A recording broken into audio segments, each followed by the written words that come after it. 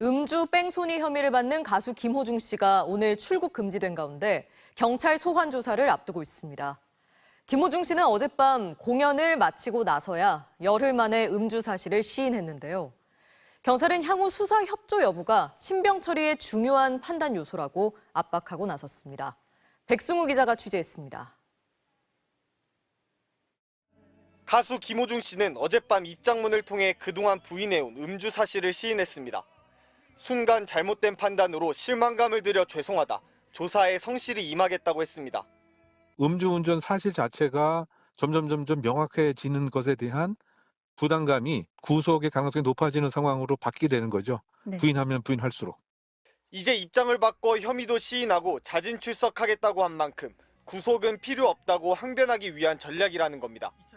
반면 경찰은 출국 금지된 김호중 씨에 대해 소환 조사를 한 뒤 신병 처리를 결정한다는 방침입니다. 특히 수사 협조 여부와 증거 인멸 우려가 중요한 판단 요소가 될 것이라고 압박했습니다.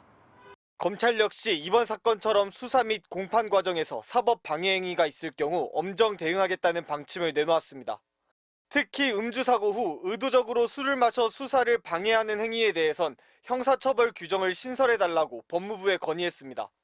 사고 후 김호중 씨가 경기도 구리의 편의점에서 술을 사는 장면이 포착되면서 음주 사실을 숨기기 위한 것이라는 의혹도 받고 있기 때문입니다. 경찰은 우선 음주운전 입증을 위해 위드마크 공식을 적용하기로 했습니다.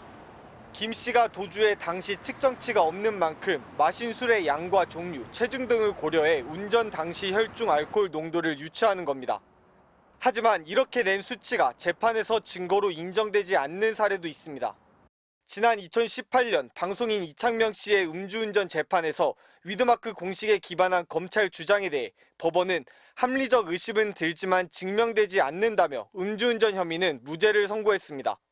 그래서 경찰은 위험운전치상죄 적용도 검토 중입니다. 위험운전치상은 혈중 알코올 농도로 판단하는 게 아니라 만취된 상태에서 정상적인 운전이 곤란하냐 이걸로 판단해요. 전치 이주 진단, 그러니까 경미한 부상이라도 위험운전치상죄에 해당되면 변함없어요. 또 특가법상 도주치상죄, 사고 후 미조치죄, 증거인멸과 범인 도피죄 등도 적용될 수 있습니다. 김 씨의 변호를 맡은 조남관 변호사는 MBC와의 통화에서 출석 일정은 현재 조율 중이며 구속영장 신청 시 정당한 변론 범위 안에서 다퉈볼 것이라고 말했습니다. MBC 뉴스 백수입니다.